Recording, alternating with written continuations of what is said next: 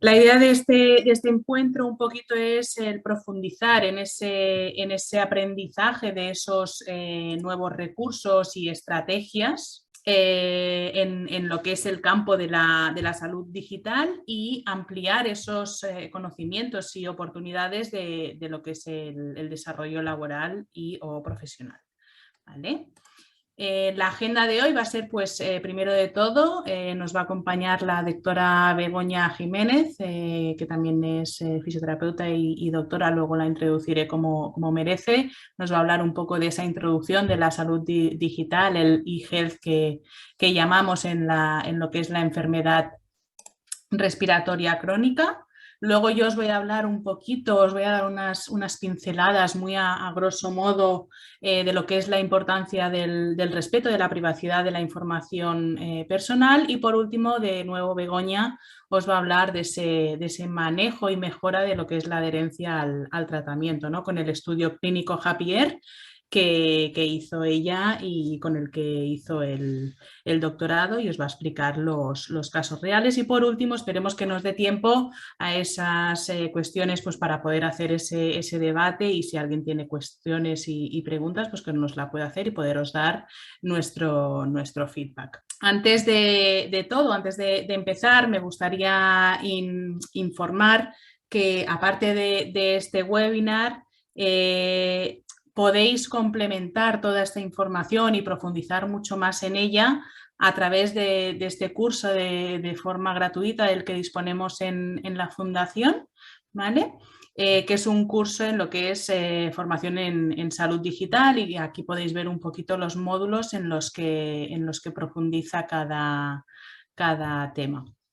Muchos de los presentes puede ser que ya lo hagáis cursado, y a los que no, pues os animo. Más o menos son, pues, unas 5 horas aproximadamente, y que cada uno, al ser online, puede realizar a su ritmo. Solo tenéis que registraros aquí arriba, ¿vale? Si queréis, ahora mi compañera Lila os pondrá el enlace en el chat, por si alguien se anima, pues bienvenido es. Y ahora sí, mientras yo voy a introducir a Begoña, os vamos a colgar una encuesta, pues, para que no solo sea hablar nosotras, sino saber un poquito, antes de dar toda la charla, qué es lo que pensáis vosotros y qué es lo que pensáis sobre lo que es la salud digital. ¿Vale? Entonces os pedimos que vayáis contestando las preguntas, son anónimas, no pasa absolutamente nada, sino que es más que nada para hacer esto un poquito más interactivo. Y yo, mientras, voy presentando a la doctora Begoña. Ella es doctora en fisioterapia respiratoria y profesora titular de fisioterapia en la Universidad San Pablo CEU de Madrid, y es miembro del Consejo Asesor Profesional y Científico de Loforer. Muchas gracias, Mar, por la presentación, y muchas gracias a la Fundación por invitarme a daros este webinar en esta tarde, ¿no? Ya justo finalizando el curso académico. Muy bien, pues veo que la primera pregunta: ¿conoces la diferencia entre los conceptos e-health, telehealth o m-health? Pues vemos que un 10% dicen que sí, un 70% dicen que no, un 0% que no hay diferencias. Entonces por lo menos sí que sabemos que algo de diferente hay entre ellas y que no están seguros, ¿vale? Entonces es una pregunta muy importante. Voy a comenzar por ella directamente, porque sí que es verdad que son conceptos a veces un poco confusos, que llevan a error, y un poco el objetivo principal es comenzar aclarando esto, que creo que es interesante. ¿Sabes qué es un wearable? En cuanto a la segunda pregunta, sí que saben lo que es un 20%, nadie dice que sea una prenda de vestir, lógicamente.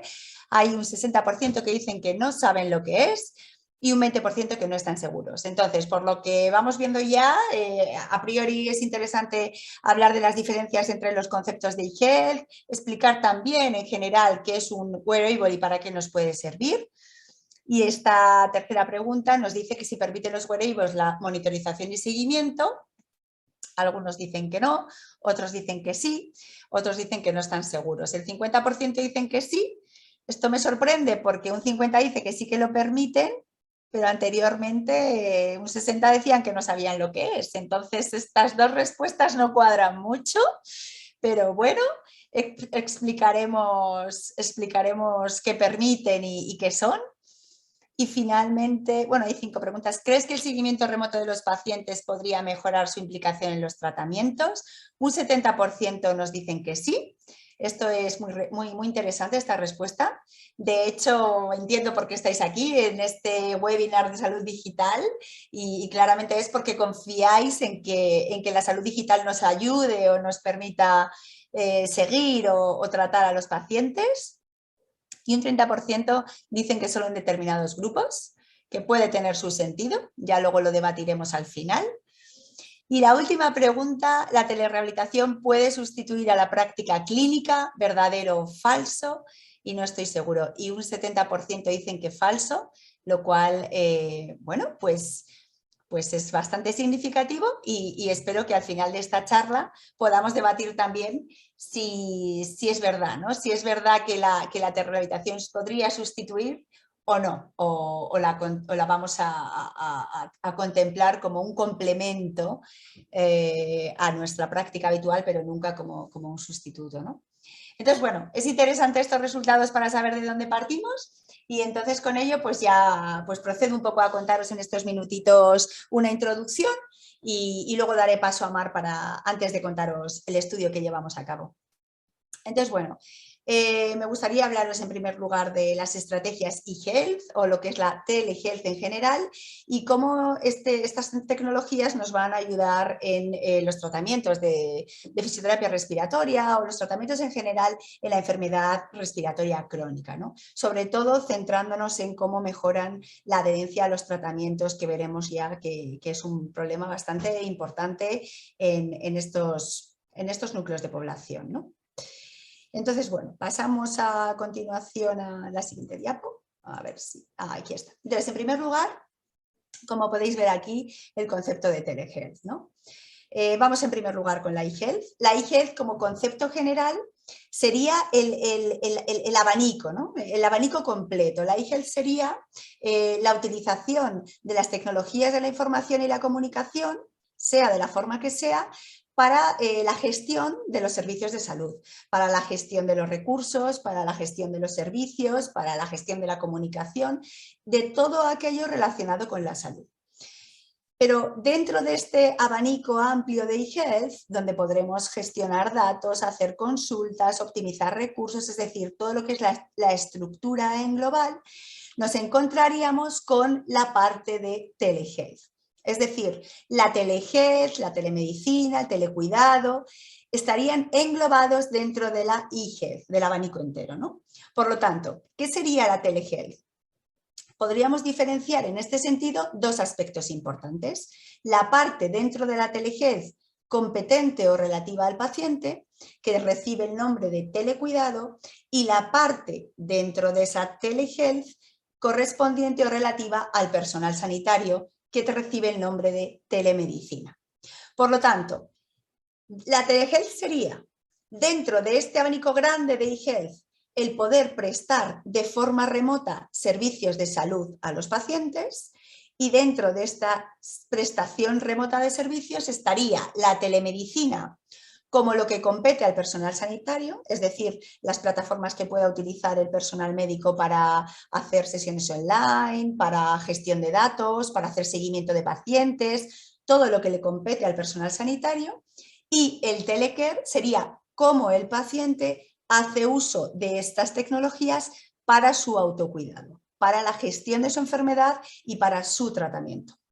Por lo tanto, eHealth, telehealth, telemedicina son conceptos diferentes, no es lo mismo, pero todos ellos englobados dentro de un abanico amplio, donde la eHealth sería la base, la madre, y telehealth sería dentro de esta eHealth lo que nos permitiría acercar la salud de forma remota, diferenciando esa parte del sanitario y esa parte del paciente, que es muy importante y muy determinante en el éxito después de la utilización de estas terapias.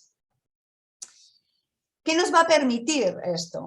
De nuevo veo que veis este esquema general. donde vemos que estos sistemas mHealth, que estarían contemplados dentro de la telehealth, nos van a permitir que los pacientes realicen el tratamiento de forma activa.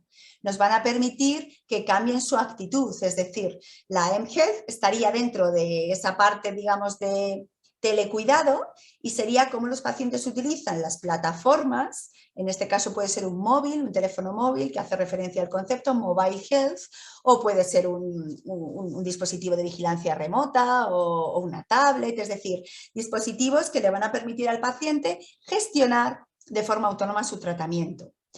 El hecho de que lo hagan de forma voluntaria y activa les permitirá cambiar su actitud, es decir, implicarse en el tratamiento con un rol activo y no siendo un mero sujeto pasivo que cree que será su fisioterapeuta o su médico el que va a cuidarle, el que le va a tratar. Y en este caso, y hoy en día, sabemos que la adherencia y el éxito de los tratamientos, especialmente en la enfermedad respiratoria crónica, radica precisamente en ese cambio de actitud y que el paciente sea consciente de su enfermedad tomando las riendas de su tratamiento.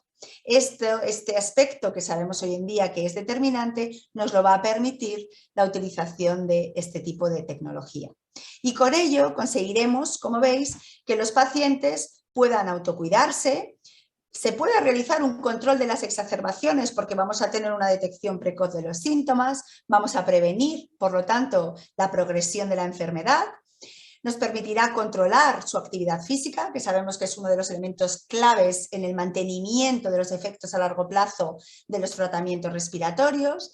Y además podrán recibir soporte educativo por parte de su fisio, por parte de su médico y crear y formar estas redes de pacientes que van a permitirles estar comunicados y que son tan necesarias para recibir ese soporte social y emocional tan necesario en la enfermedad respiratoria crónica. Por lo tanto, sabemos que entre las estrategias terapéuticas de la enfermedad respiratoria crónica se incluye el abandono del tabaco, la vacunación, el tratamiento de las comorbilidades, la nutrición y como eje vertebrador de todo el proceso, la rehabilitación pulmonar, el fomento de la actividad física y estos aspectos tan importantes para mantener a largo plazo los efectos de nuestro tratamiento. El problema fundamental que nos encontramos nosotros, y sabemos que la rehabilitación pulmonar va a mejorar la masa y la fuerza muscular, va a mejorar la calidad de vida, va a mejorar los aspectos psicoemocionales de los pacientes. Hay muchísima literatura que nos avala estos resultados y que sabemos que es muy positiva.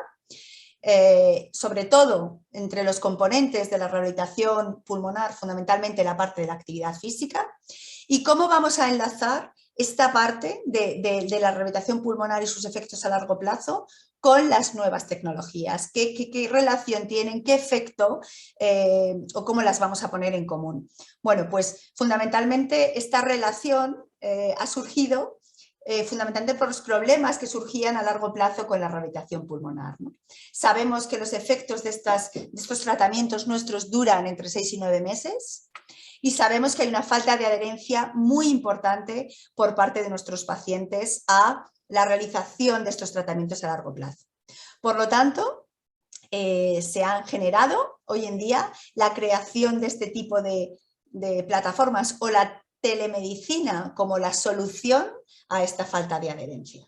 Lo que pretendemos con esta charla de hoy es contaros un poco el estudio clínico que realizamos y qué resultados obtuvimos con la utilización de estas tecnologías, persiguiendo el objetivo de mejorar esta adherencia, esta falta de adherencia en los pacientes respiratorios. Para terminar, antes de dar paso a Mar, simplemente deciros que sabemos que esta falta de adherencia viene determinada por diferentes factores propios de la enfermedad, propios del paciente, de los programas de seguimiento. Un poco resumiendo, tenemos dos grandes dimensiones. La dimensión que hace referencia a la enfermedad, al tratamiento que recibe nuestro paciente y a la parte relativa con su profesional sanitario. Y luego hay otra parte íntima y directamente ligada al paciente, ¿no? A la dimensión socioeconómica del paciente que le permita la realización de los tratamientos o no, y a la dimensión inherente al propio paciente, ¿no? A esa implicación activa que pueda hacer él en su propio tratamiento. Por lo tanto, por todos estos motivos y sabiendo que no hay consenso en la literatura en el hecho de que los sistemas mHealth o la telemedicina en general pueda aumentar la actividad física en los pacientes o qué influencia hay de estos sistemas sobre la adherencia a los tratamientos. Por todos estos motivos, hoy en día hay un crecimiento exponencial de los estudios que se están realizando con estas plataformas, intentando ver esta relación y ver si nos va a mejorar o de qué manera nos puede mejorar este tipo de plataformas el problema principal que nos encontramos en estos pacientes, que es esa falta de actividad física y esa falta de adherencia, ¿no? Por todo ello, dada la escasa implementación de la rehabilitación pulmonar en nuestra sociedad, dada la corta duración de los efectos, dada la falta de adherencia de los pacientes y sabiendo que estas plataformas móviles nos pueden facilitar esta mejora, pese a que algunos pacientes tienen rechazo o incluso el personal sanitario muchas veces también lo tiene, por estos dos motivos nos planteamos la realización de un sistema de monitorización adaptado e intuitivo, que es el sistema Happier, con el que realizamos este estudio clínico y que al final de esta presentación os podremos contar los resultados que tuvimos y de tal manera sacar las conclusiones que nos permitan relacionar la importancia de la salud digital con la realidad de nuestros pacientes. Este es el estudio que hemos realizado y que al final de esta charla os presentaré. Evaluación de los efectos del sistema mHealth Happier, una plataforma móvil para el cuidado de los pacientes, sobre la adherencia a un plan de mantenimiento integral por rehabilitación pulmonar en pacientes con EPOC. Y aquí dejo de compartir y voy a darle paso a Mar para que os cuente un poquito sobre los datos personales y la conservación de los datos, y con ello después os dejo en ascuas para contaros los resultados de nuestro estudio. Eso no se vale, Begoña, eso no se vale. Bueno, muy interesante. Creo que es el futuro, ¿no? Ahora, mi parte ahora es un poco ver qué es lo que pasa, porque como ha dicho Begoña, está muy bien, pero hemos visto que todo implica un manejo de datos, ¿vale? Entonces, eso no está mal siempre y cuando se haga con una normativa y siguiendo lo que se tiene, las leyes que se han de seguir, ¿vale? Os voy a compartir la pantalla. Bien, pues yo ya... Uy, a ver. Ahora. Bueno, yo os voy a hablar de lo que es la importancia del respeto de la privacidad de esa información personal, ¿no? ¿Por qué? ¿Por qué tenemos que tener esa importancia de respeto de privacidad? Pues bien, porque al final estamos dando datos sensibles como personas y muchas veces no sabemos a dónde los damos, ni qué hacen con ellos, ni nada de nada. Entonces, un poquito hoy mi misión, dentro de que esto es algo que tienen que llevar gente que se dedica a ello, ¿vale? Que nos deberían asesorar, es un poco daros esas pinceladas para que entendáis el por qué se debe hacer eso, ¿no? En cualquier comunicación que implique un profesional sanitario, en este caso, con un paciente como en otros ámbitos, hay un aspecto esencial, ¿vale? Y es que todos esos datos de los que estamos hablando y que a nosotros nos proporcionan una información van a ser registrados, ¿vale? Por eso el desafío de hoy en día es saber que esos datos que nosotros estamos registrando cuando somos asociaciones o cuando somos empresas y que esos datos que dan los pacientes tienen que estar en un entorno seguro, ¿vale? Entonces, es tan importante que la organización, centro, etcétera, etcétera, sea responsable y conocedor de cómo actuar ante esta situación, pero yo creo que aún es más importante saber informar y saber transmitir al paciente, en este caso, de cuáles son sus derechos y de que entienda que el paciente puede decidir en cualquier momento qué quiere y qué no quiere hacer con esos datos, ¿vale? Eso que nunca se os olvide. Entonces, vamos a hablar un poco de esa importancia de la protección de datos en lo que sería en el entorno sanitario. Tener en cuenta que yo siempre hablo dentro del marco de la Unión Europea, os lo digo más que nada porque sé que hay gente que está conectada desde Latinoamérica, etcétera, etcétera, y yo ahí desconozco si están dentro del mismo marco legal. ¿Vale? Entonces, ¿por qué esa importancia? Pues bien, por el derecho a la intimidad. ¿Vale? Cuando hablamos del derecho a la intimidad, es decir, lo que estamos diciendo es que el paciente tiene derecho a saber para qué, quién, cómo, a quién se ceden todos esos datos, qué posteriores usos vamos a hacer con esos datos. Es decir, ha de haber una total transparencia de la gestión de esos datos de cara al paciente y el paciente ha de saberlo todo en cualquier momento, ¿vale?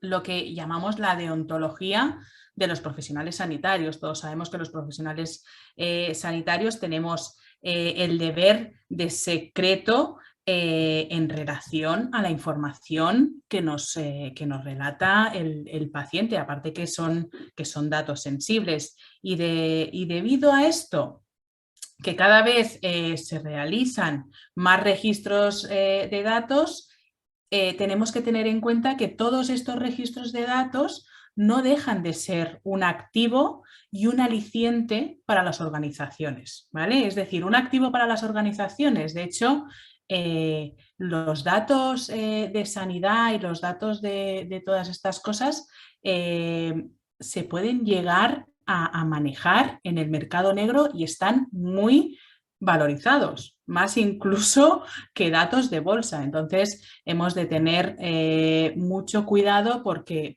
es un caramelo, ¿vale?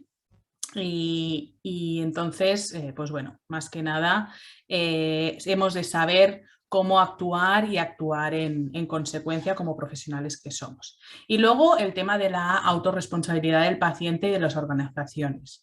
En este aspecto nos referimos a que cuando hacemos el uso de Internet y de otras tecnologías, sobre todo de los usuarios, en cuanto buscamos cosas relacionadas en el ámbito de la salud, de cambios de hábito, etcétera, etcétera, en estos casos que nosotros vamos a buscar, sin darnos cuenta, nosotros estamos registrando nuestros datos muchas veces sin ser conocedores de ello, ¿vale? Por ello es la importancia de saber qué información ponemos o metemos y dónde la metemos para saber qué es lo que pueden hacer con ella, ¿vale?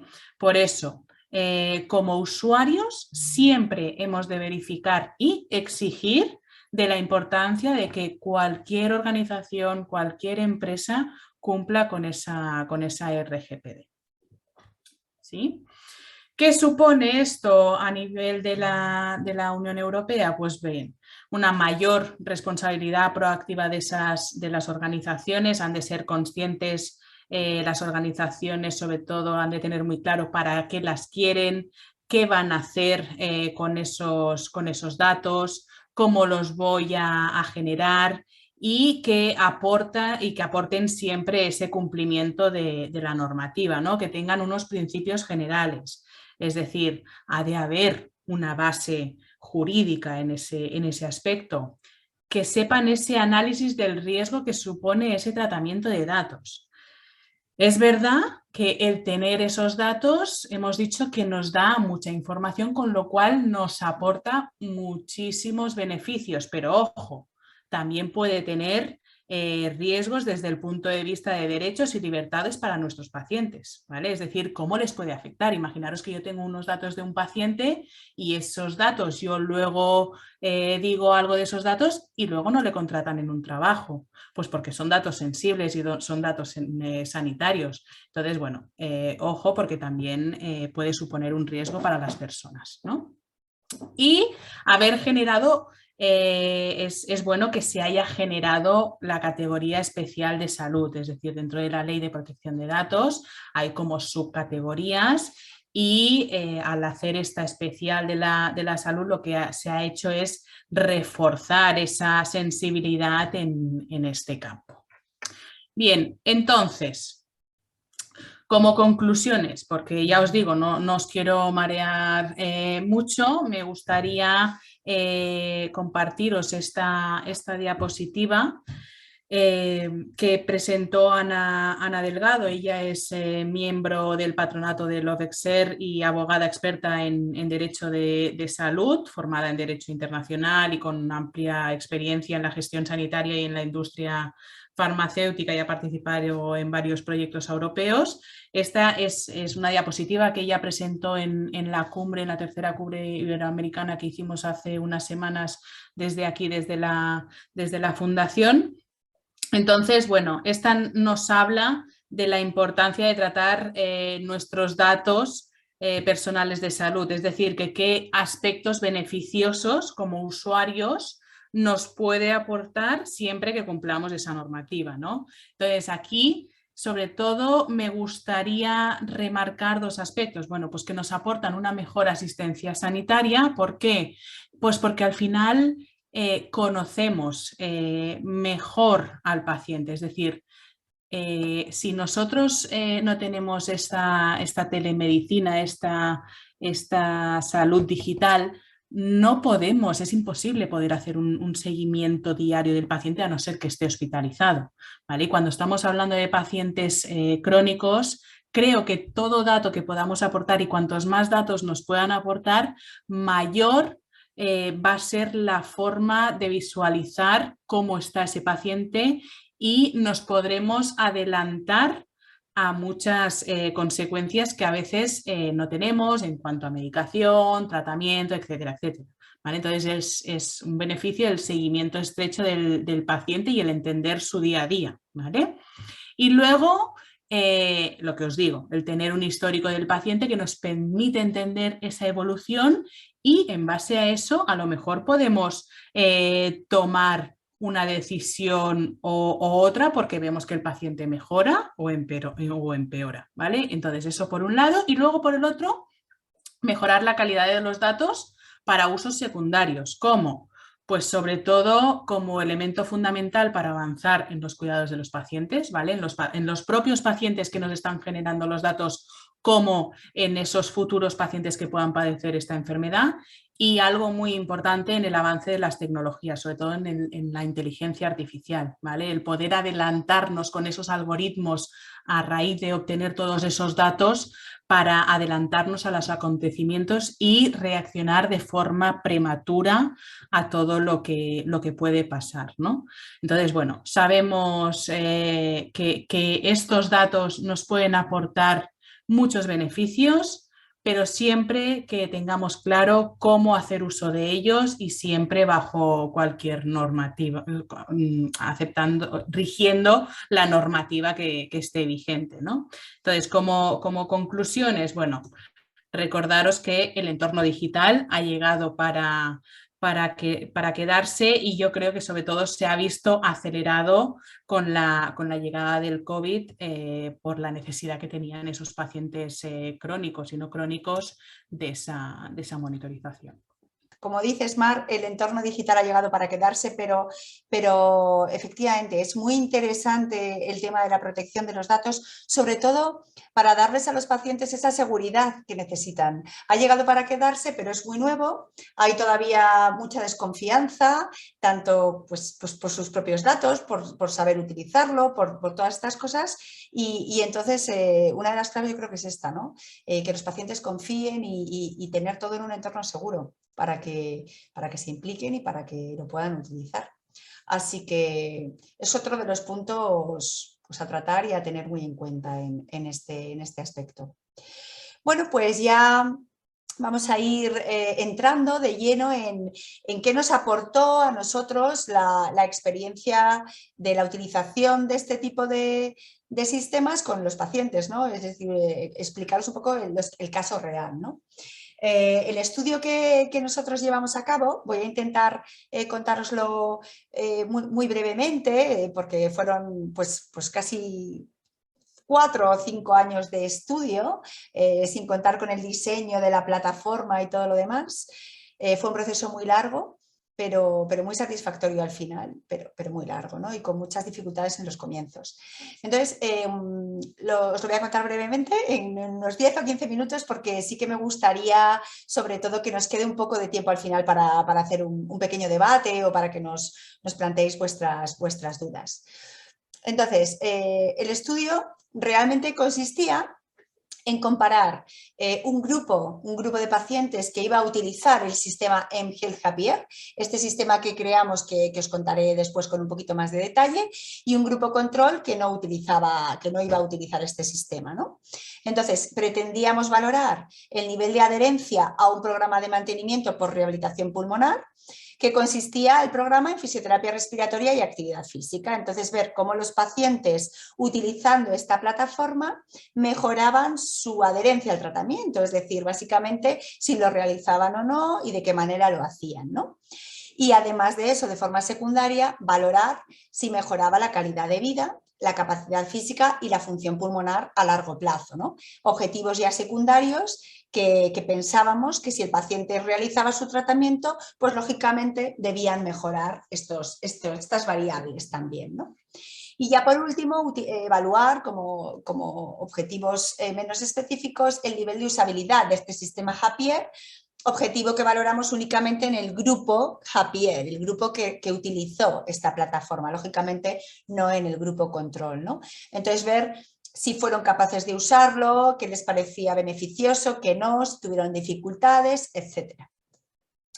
Entonces, os voy a mostrar en esta imagen realmente la estructura del estudio, ¿verdad? El estudio tuvo una duración de 1 año.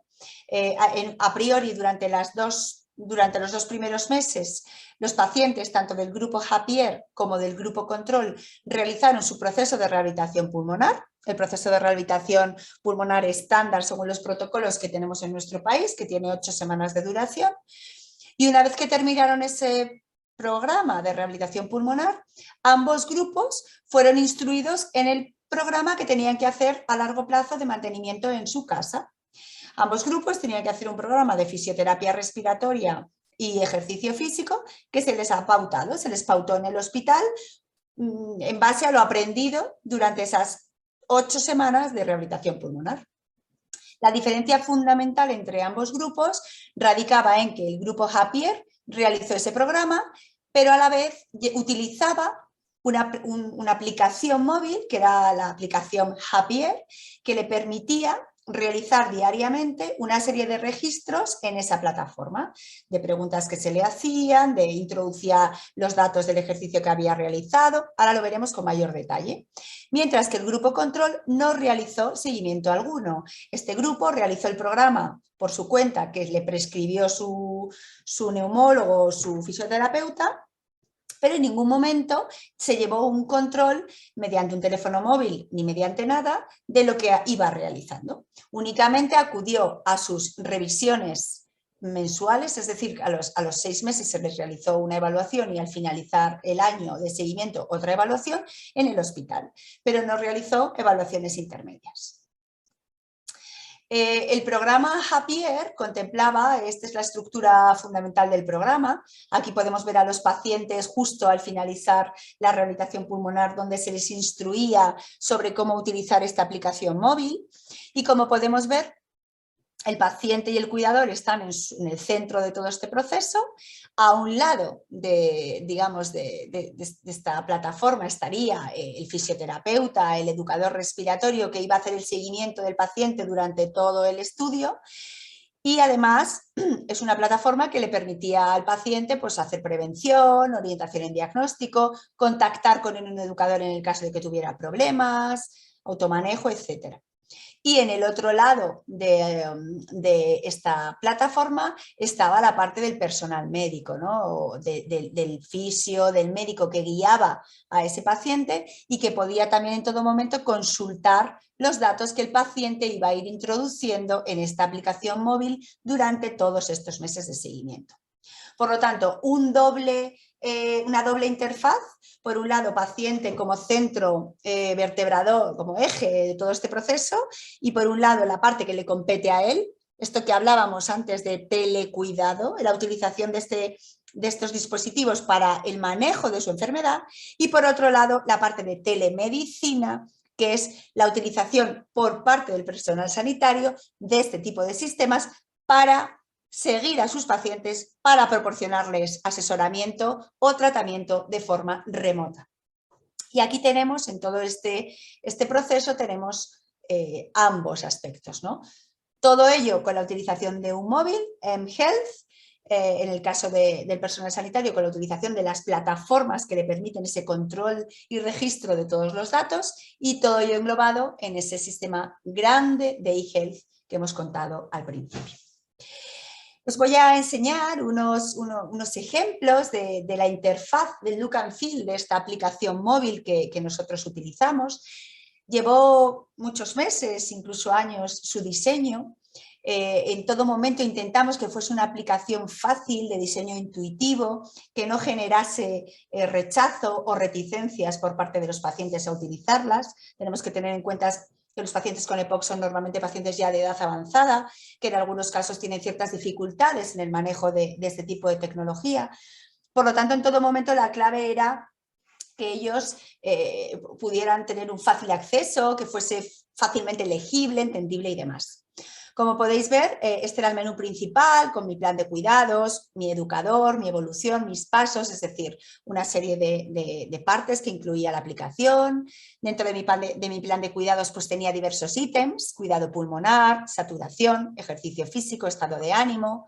Se podía llamar al educador en el caso de que tuviesen algún problema, y podían controlar también los pasos que realizaban diariamente, ¿no? Esta aplicación estaba conectada a un sistema Google Fit que les permitía también ese control de los pasos, ¿no? Aspecto que luego nos dio también muchos problemas en el estudio y que se ha ido mejorando con las actualizaciones de la aplicación, ¿no? Que se van haciendo constantemente. Dentro del cuidado pulmonar, pues como podéis ver, el paciente podía detectar signos de alerta, introducir si había realizado su higiene bronquial o no, también registrar si había utilizado su inhalador de rescate. Pues, síntomas de alerta, pues ¿qué síntomas has tenido? Pues ninguno, me cuesta respirar, fiebre. El paciente iba introduciendo estos datos que a la vez le servían al profesional sanitario para detectar posibles exacerbaciones o estados anómalos. En cuidado pulmonar se le preguntaba si había limpiado sus pulmones, de manera que el paciente diariamente, como pueden ver, iba registrando toda esta información, si lo había utilizado, por qué motivo, y todo esto nos iba permitiendo el controlar a nuestro paciente y que él también se involucrara diariamente en todo lo que tenía que hacer, ¿no? Como podéis ver, respecto a la parte de actividad física, pues se le preguntaba si había hecho su ejercicio físico y además cuánto tiempo de ejercicio había realizado. Y respecto a la parte del estado de ánimo, pues se le preguntaba, y de la saturación de oxígeno, cómo estaba ese día, cuáles eran sus datos de saturación, que se pusiera el pulsioxímetro antes y después de hacer el ejercicio, y también cómo se había sentido, ¿no? Si su estado de ánimo había sido el triste, alegre, porque hemos detectado también que esto tenía cierta relación con la práctica del ejercicio físico, ¿no? Entonces, como pueden ver, con el registro diario de todos estos aspectos, el paciente podía involucrarse totalmente en el tratamiento y a su vez el personal sanitario poder estar totalmente al día de lo que estaba ocurriendo con ese paciente que está de forma remota y que en algunas ocasiones, pues como ocurrió en el grupo control, no le veíamos hasta pasados 6 meses desde el alta, ¿no? Tras la rehabilitación pulmonar. Por lo tanto, la idea fue valorar si la utilización de este tipo de sistemas de vigilancia o tratamiento remoto nos mejoraban la adherencia al tratamiento de nuestros pacientes, que en definitiva, como hemos comentado, es uno de los principales problemas en la enfermedad respiratoria crónica, ¿no? Que no hacen los tratamientos y por lo tanto los efectos pues, no se mantienen a largo plazo. ¿Y cuáles fueron los resultados que obtuvimos? Bueno, pues fijaos. El resultado de la variable principal fue la adherencia. pasamos un cuestionario de adherencia a fisioterapia respiratoria publicado hace un par de años, el cuestionario AdFisio, y en este cuestionario pudimos ver, como podemos ver en este colorcito, el grupo control y el grupo Japier en color verde más intenso, podemos ver cómo fue la adherencia del grupo Japier a los 6 meses de seguimiento y cómo fue la adherencia a los 12 meses. En todo momento, una tendencia creciente frente a la tendencia decreciente del grupo control y una diferencia claramente significativa en los puntos obtenidos. Como podemos ver, el grupo Japier obtuvo 54 puntos en el cuestionario.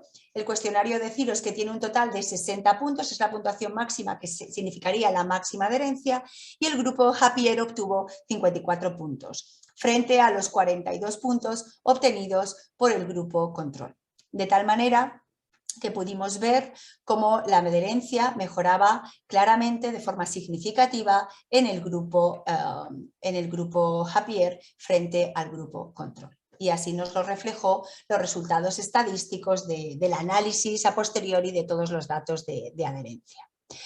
Respecto a la adherencia que mostraron nuestros pacientes en la actividad física, respecto al ejercicio físico, que como sabemos también es una parte característica para el mantenimiento de los beneficios a largo plazo en nuestros pacientes, pasamos un cuestionario de adherencia a la actividad física, que es el cuestionario Morisky-Green, es un cuestionario de adherencia a medicación adaptado a la actividad física, y de igual manera pudimos observar esta gran diferencia en adherencia al ejercicio físico, de tal manera que un 70% de los pacientes del grupo Japier mostraron adherencia a la actividad física frente a un 30% de los pacientes del grupo control a los 12 meses de seguimiento. Por lo tanto, la diferencia en este caso sí que es muy grande en ambos grupos, lo que nos dejó ver que claramente los pacientes que utilizaron esta aplicación se implicaron y realizaban actividad física a diario, cosa que no ocurrió en el grupo control. Y como resultado de calidad de vida, que en este caso sí que me gustaría mostrároslo, de la misma manera pudimos obtener resultados significativos a los 6 meses de seguimiento en el cuestionario CAT, COPT Assessment Test, que es un cuestionario de calidad de vida que se utiliza en pacientes con EPOC. Y aquí sí que pudimos ver diferencias significativas a los 6 meses en la calidad de vida de ambos grupos. En este caso, a menor puntuación, mejor calidad de vida. Y así lo pudimos observar a los 6 meses. Y a los 12 meses de seguimiento no obtuvimos diferencias significativas en cuanto a los resultados estadísticos, pero sí que obtuvimos diferencias clínicamente significativas, puesto que los resultados en ambos cuestionarios sí que había una diferencia mayor a 2 puntos que respecto al cuestionario CAT, sí que sabemos que esto supone una diferencia clínicamente significativa. Por lo tanto, con los resultados que tuvimos en estos estudios, en este estudio básicamente, sí que pudimos ver que la utilización de este tipo de tecnología es beneficiosa porque va a producir una mejora en la adherencia de los pacientes, porque les da una autonomía, porque facilita o promueve el rol activo y, por lo tanto, una disminución de los recursos importantes. Sabemos que es muy interesante y muy importante a la vista de estos resultados, y sobre todo con la comparativa que hemos hecho con otros resultados publicados en la literatura, pero en todo momento debemos saber que el paciente debe ser el eje vertebrador de este proceso y que, aunque se utilicen estas tecnologías, siempre es para que sigamos mirándole a la cara y no que la utilización de estas tecnologías sirva para sustituir nuestra actividad presencial, nuestro trato con el paciente, sino simplemente como un complemento a la terapia y poder realizar ese seguimiento a largo plazo de forma remota que muchas veces no tenemos la posibilidad de hacerlo, ¿no?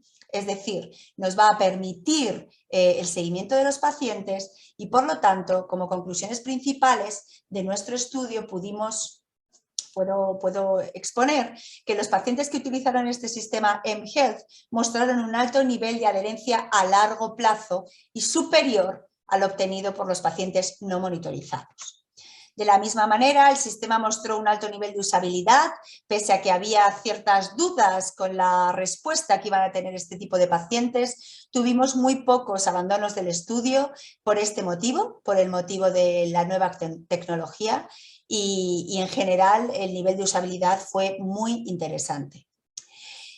Claramente deciros que el estudio del cambio comportamental y la autogestión de la enfermedad parece ser factores clave, es decir, en el logro de la adherencia y la actividad física, pero que se necesitan, como siempre, muchos más ensayos clínicos con una muestra mayor y sobre todo con estudios a mayor largo plazo, al menos 18 meses o 24 meses, para poder sacar unas conclusiones más extrapolables a la población.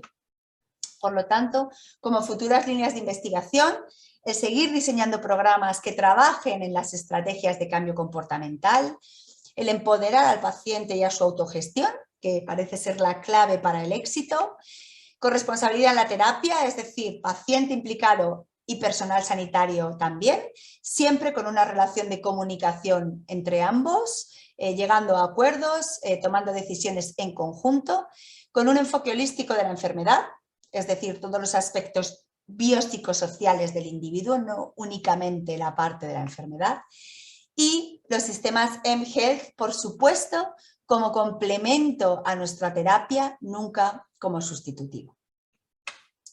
Muchísimas gracias por su atención y ahora, aunque ya estamos casi on time, sí que me gustaría dejar unos minutitos para... Vamos a dejar unos minutos. Muchísimas gracias, Begoña. Súper interesante, la verdad. Y ahora supongo que os hemos reforzado las preguntas que hemos hecho al inicio con el cuestionario, ¿no? Si queréis volver a contestarlas, a ver si cambia un poquito esos porcentajes. Y si alguien quiere plantear alguna pregunta, pues intentaremos responderla siempre que no nos hagáis una pregunta muy complicada, evidentemente. Ya no se ve mi pantalla, ¿verdad, Mar? No, ya no estás compartiendo. Perfecto. Esperemos que os haya servido, sobre todo haberos aclarado el tema de lo que es la salud digital, el haberos demostrado con un estudio clínico realizado en la fundación que es algo que sirve y que hemos de apostar por ello y que cada vez hay más formas de poder hacer esta monitorización del paciente con más dispositivos y que eso al final solo refuerza el poder hacer un mejor seguimiento del paciente, ¿no? Que al final lo que buscamos es que el paciente tenga mejor calidad de vida, ¿no? Entonces, bueno, pero siempre en un entorno seguro.